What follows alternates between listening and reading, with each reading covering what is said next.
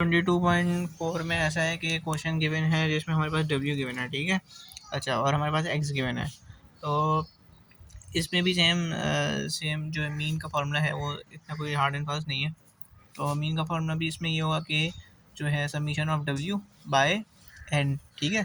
कितने नंबर हैं? 1 2 3 4 5 6 7 8, 8 है ना, ठीक है। तो 8 से डिवाइड कर दिया तो ये कितना क्या आ गया हमारे पास? समीशन ऑफ डब्ल्यू आ गया, सही है।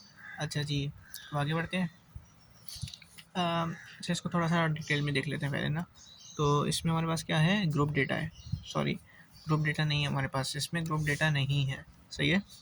तो हम लोग ने पहले इसमें मीन निकाला, सही है। अच्छा, फिर हमने क्या निकाला? इसमें हमारे पास ना आती है एक चीज़, डेविएशन। डेविएशन क्या होती है? X minus x dash. अच्छा, ये एक्स डैश क्या है? एक्स डैश जो है हमारे पास वो है, एक्स डैश जो है हमारे पास वो है ये अर्थमेटिक मीन, ठीक है। जो मीन है हमारे पास ये है एक्स डैश, ठीक है। तो किस तरह डेविएशन फाइंड करेंगे? X minus x dash. तो एक्स यहाँ पे क्या है? एक्स हमारे पास है डब्ल्यू। तो डब्ल्यू माइनस अर्थमेटिक मीन, तो हमारे पास क्या आ गया? डेविएशन। अच्छा, अब जो है हम लोग फाइंड करेंगे जीएम। अच्छा, इसमें जो जीएम है वो ये -2 जो है ये सही, यहाँ पे सही नहीं है असल में, क्योंकि एक्स का कहा गया था क्वेश्चन में, ठीक है। फॉर एक्स कहा गया था, तो इसलिए एक्स की वैल्यू लेंगे जीएम के लिए, ठीक है, ज्योमेट्रिक मीन के लिए। तो इस तरह ज्योमेट्रिक मीन निकालेंगे। ज्योमेट्रिक मीन कैसे निकालेंगे कि कितनी है वैल्यूज़ हमारे पास? 4 जो है, 2 की वैल्यूज़ है ना, -2 की, तो उसके ऊपर 4 लगा के, मतलब ऐसे भी लिख सकते हैं कि -2 मल्टीप्लाई बाई -2 4 मरतबा, ठीक है। और इस तरह भी लिख सकते हैं, तो इसकी तो पावर है वो n है। तो ये ज्योमेट्रिक मीन आ गया, ठीक है। अब हार्मोनिक मीन में फार्मूला वही वाला है, और n bye summation of 1x, ठीक है। तो 1x को इंडिविजुअली हमने कैलकुलेट करना पड़ेगा। वैसे तो ये x का है तो 4 वैल्यू तो यहीं पे प्लस हो जाएंगी, ठीक है। मीडियन जो है इसका फार्मूला ये है मीडियन का, और क्योंकि जो है हमारे पास ये है इवन नंबर में, ठीक है। तो 4, अच्छा लिखा हुआ था क्वेश्चन में फॉर एक्स, तो एक्स जो है वो 4 है, तो ये इवन नंबर के लिए होगा। मॉड जो है वो 2 होगा, क्योंकि ये इसकी बात ही हो रही है, अभी तक एक्स की बात हो रही है, सही है। अर्थमेटिक मीन की जहाँ तक बात है तो वो डब्ल्यू का निकाला, तो वो डब्ल्यू का निकाले, सही है। अच्छा, डेविएशन इसमें आए है वो 0 आई है, सही है। और उसके बाद हम आते हैं क्वेश्चन नंबर 3 पे। तो इसमें अर्थमेटिक मीन निकालना है किसका? y का 3x, सही है। तो पहले क्या करेंगे? 3x, x की वैल्यू क्या है हमारे पास? x की वैल्यू जो है वो -2 है। x की वैल्यू हमारे पास -2 है, और इसको फिर मल्टीप्लाई कर दिया सिंपल 2 से, 3 को मल्टीप्लाई किया 2 से, -2 से, तो ये आंसर आ गया। अच्छा, अब अर्थमेटिक मीन निकालना है z का, तो ये कैसे निकालेंगे? चल, एम जो है वो w, ये यहाँ पे हमने निकाला था, यहाँ पे ये चीज़ ना, ठीक है। इसको x की जगह w लिख दिया है, ठीक है, उसके ऊपर डैश डाल दिया। ये अर्थमेटिक मीन ही है, तो सेम वही चीज़ है। ये इसकी वैल्यू यहाँ पे आई हुई है पहले से, तो 3x की जगह हमने क्या लिख दिया? 3w की जगह क्या लिख दिया? इसकी वैल्यू लिख दी, w की, ये जो अर्थमेटिक मीन आया हुआ था ना उसकी वैल्यू लिख दी, सही है। तो माइनस किया जो भी वैल्यू है इससे, और ये हमारे पास आंसर आ गया। अच्छा, हम क्या शो करना है कि हार्मोनिक मीन छोटा है ज्योमेट्रिक मीन से और अर्थमेटिक मीन से, फिर मीडियन और मॉड, ठीक है। तो सबसे पहले एम निकाला हुआ है, हार्मोनिक मीन भी निकाल लिया, ज्योमेट्रिक मीन निकालना है एंटीलॉग से, सही है। ये हमारे पास वैल्यूज आ गई। थोड़ा थोड़ा फ़र्क है पॉइंट्स का ना, इसमें 3 है, 1 है, 2 है, इसको देखते हुए करेंगे। अच्छा, पॉइंट्स के बाद 3 डिजिट्स लेने हैं। तो इसके बाद जो है मीडियन निकाला, मीडियन क्योंकि इवन नंबर का है तो इवन नंबर का फार्मूला होगा, मीडियन आ गया, सही है। तो ये प्रूव्ड हो गया। सबसे बड़ा जो आया मॉड आया, फिर मीडियन है, फिर उसके बाद मीन्स आया। तो ये क्वेश्चन नंबर 2 है। इसमें क्या बताना है कि सिमेट्रिक है कि नहीं। सिमेट्रिक क्या क्या मतलब कि सेम, और इसका मतलब ये होता है कि अनग्रुप डेटा में हो, ठीक है। अच्छा,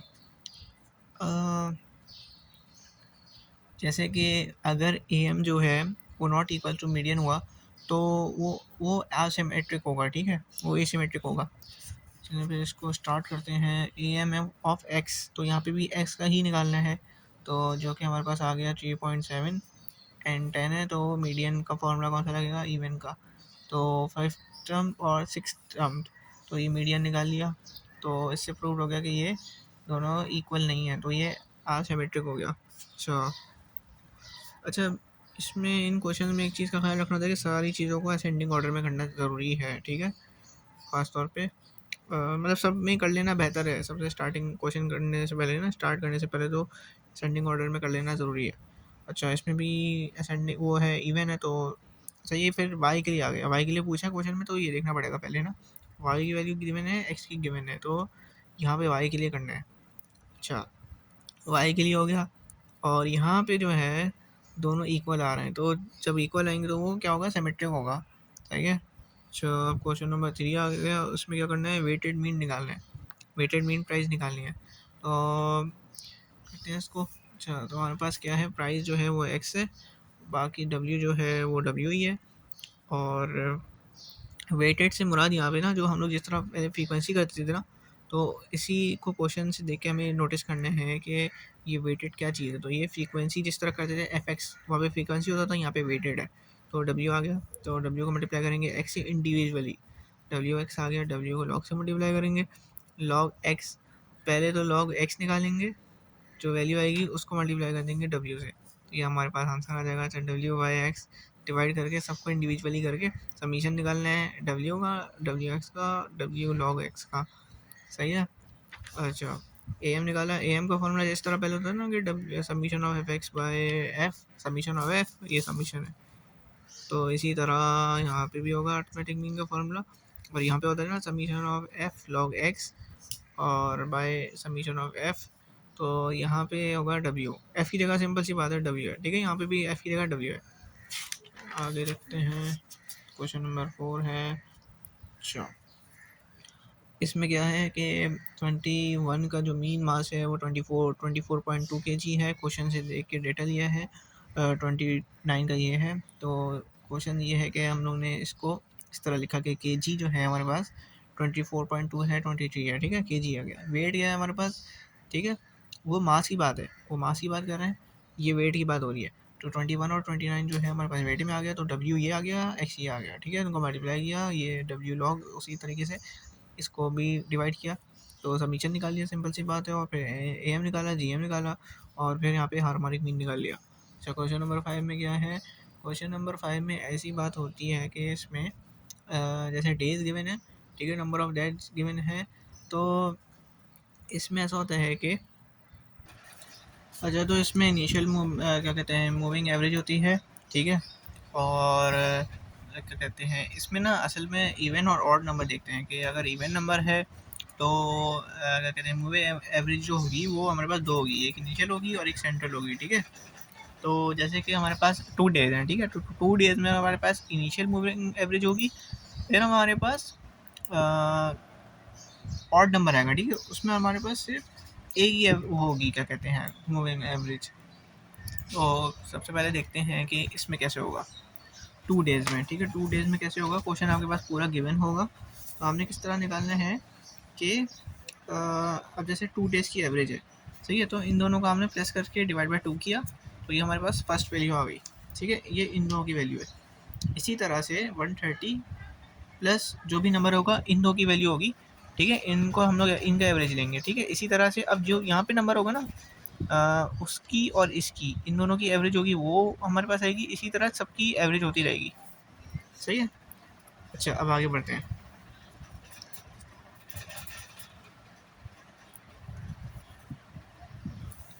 इसमें हमारे पास ना इनिशियल थी, अब हम लोग क्या करेंगे, सेंट्रल एवरेज, तो हमारे पास जैसे ये वैल्यूज़ आ गई, ठीक है, 116, 144, 173, 192, तो इसको यहाँ लिख दिया, अब इस वैल्यू को दोबारा से हम लोग इनका एवरेज लेंगे, सही है, 116 और 144 का, 144 और 173 का, तो इसी तरह सबका एवरेज ले लिया, सही है, सबका एवरेज ले लिया, अब हमारे पास आ गया क्या, ऑड आ गया ना, तो 3 डेज मूविंग एवरेज आ गई, ठीक है, 3 डेज मूविंग एवरेज में कैसे कैसे करेंगे, तो इसमें ऐसा होगा कि ये जो यहाँ पे नंबर ऑफ डेट्स है ना, जैसे 103, 130 और तीसरा नंबर 156 है ना, 156 है, ठीक है, सॉरी 158 है। तो इन तीनों की एवरेज जो होगी ना वो 3 डेज एवरेज होगी, वो 3 डेज मूविंग एवरेज होगी, ठीक है। 102 130, ठीक है, 158। तो इन तीनों की एवरेज को हमने करके प्लस करके, मतलब इनको प्लस करके फिर उसको डिवाइड किया सी से, तो एवरेज आ गई इसकी, ठीक है। इसी तरह अच्छा, अब जो दूसरा नंबर आएगा वो कहाँ से स्टार्ट होगा? दूसरा नंबर यहाँ से स्टार्ट होगा कि पहले में तो यहाँ से स्टार्ट था ना, अब दूसरे में यहाँ से स्टार्ट होगा 130 158 और 188, ठीक है, 188 है यहाँ पे। तो ये तीन होंगे फर्स्ट तीन में, पहले तीन में ये तीन होंगे। इसी तरह ना एक नंबर छोड़ के फिर दूसरे नंबर से स्टार्ट होंगे, ठीक है। तो 130 से तीन हो गए। अब इसी तरह आगे बढ़ते रहना, ठीक है। सबकी फिर इस तरह एवरेज आ जाएगी, थ्री से डिवाइड करना प्लस करके तीनों को। तो हमारे पास क्या हो गया, ऑड का आ गया हमारे पास, सही है।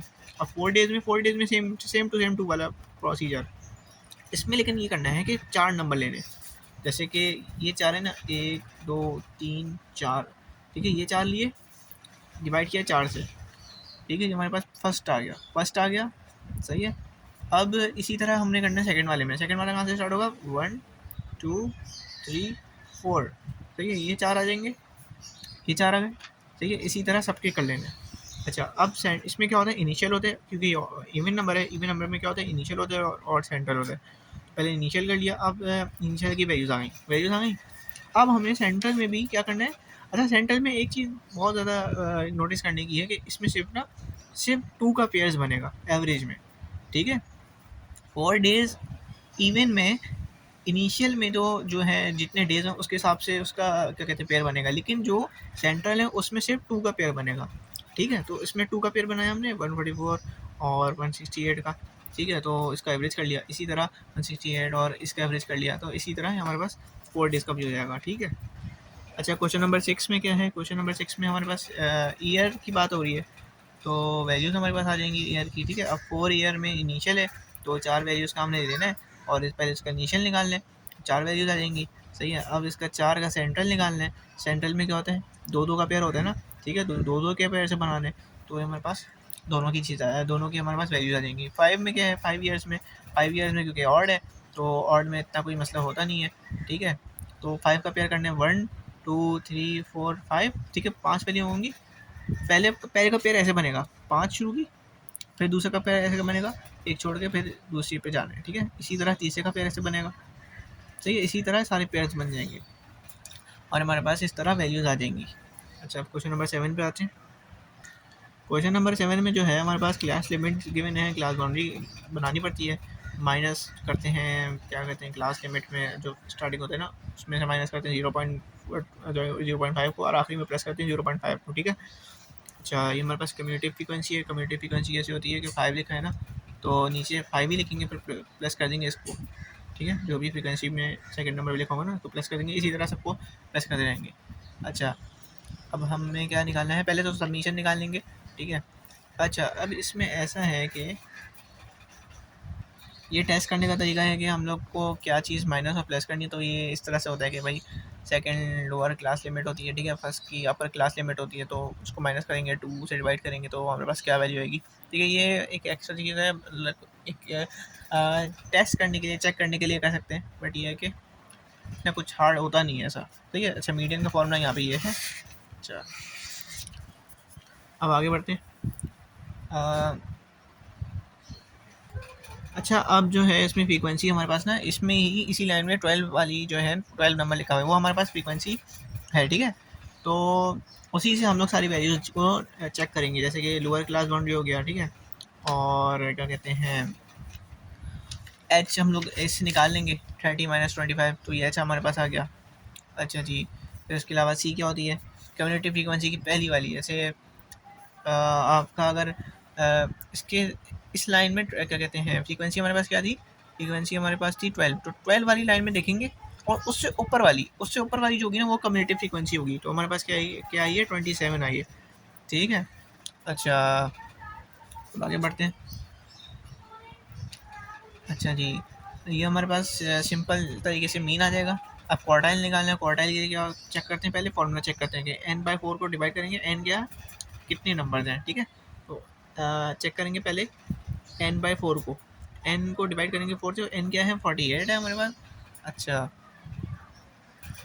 पहले हमने चेक किया कि इवन है ऑड है, तो ये है हमारे पास आया, क्या आया, इवन आया। तो इवन देख के फिर हम लोग इससे फार्मूला चेक करते हैं कि ये इवन का लगेगा कि ऑड का लगेगा।